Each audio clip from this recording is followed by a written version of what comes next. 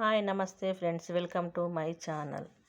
నిన్న అయితే నాకు నైట్ అన్నం మిగిలింది ఫ్రెండ్స్. అన్నం వేస్ట్ ఎందుకు చేయడం అనుకోని ఇలా పులిహోర కాకుండా ఇలా వెరైటీగా అయితే కారం అన్నం చేశాను ఫ్రెండ్స్.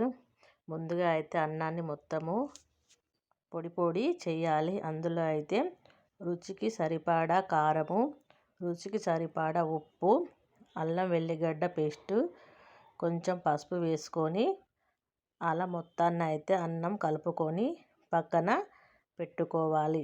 ఇప్పుడైతే స్టవ్ వెలిగించి కడాయి పెట్టుకొని సరిపడా ఆయిల్ పోసుకోవాలి. నేనైతే కొంచెం ఎక్కువనే పోసుకున్నాను ఆయిల్ వేడైన తర్వాత ఇప్పుడైతే పోపు దినుసులు వేసుకోవాలి.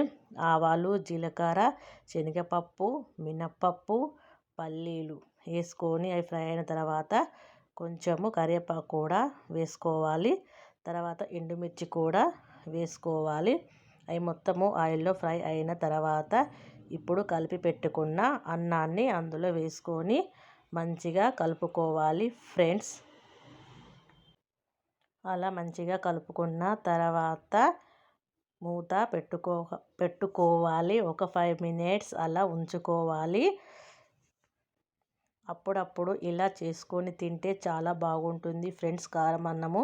మనం చిన్నప్పుడు అయితే కారం పొడి, నూనె, అల్లం వెల్లిగడ్డ వేసుకొని కలుపుకొని తింటాం కదా. అలా కాకుండా ఇలా కొంచెము పోపు వేసుకొని తింటే చాలా బాగుంటుంది. లాస్ట్కి అయితే ఉల్లిగడ్డ ముక్కలు కూడా వేసుకోవాలి. తర్వాత కొత్తిమీర కూడా వేసుకోవాలి. చాలా బాగుంటుంది ఫ్రెండ్స్, ఒకసారి ట్రై చేయండి.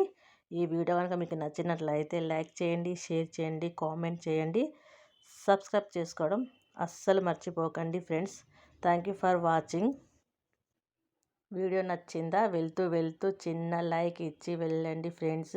మీరు చిన్న లైక్ ఇస్తే నా ఛానల్ కొంచెము సపోర్టు చేసుకోండి ఫ్రెండ్స్. వెళ్తూ లైక్ ఇవ్వండి ఫ్రెండ్స్. Okay, bye. వీడియో నచ్చింది అనుకుంటున్నాను.